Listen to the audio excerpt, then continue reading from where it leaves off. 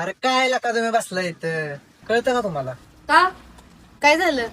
अरे काहीतरी आता नियोजन घ्या, दिवाळी आहे का नाही आपल्या इथं. असं बसून काय नसतं टाइमपास करताय. बरोबर बोललास. कसलं नियोजन घ्यायचं? नियोजन म्हणजे करा की आपलं काहीतरी करू एकदम. आपण मागच्या वेळेस कसं धिंगाणा गेलं तसं काहीतरी करू. चला करू काय आहे त्याला. चला काहीतरी नियोजन करू नियोजन. पण काय करायचं? काय करता मग? यार ऐका की आपण मागच्या वेळेला केलं ते करायचं का? तिथे काय काय केलं तुम्ही?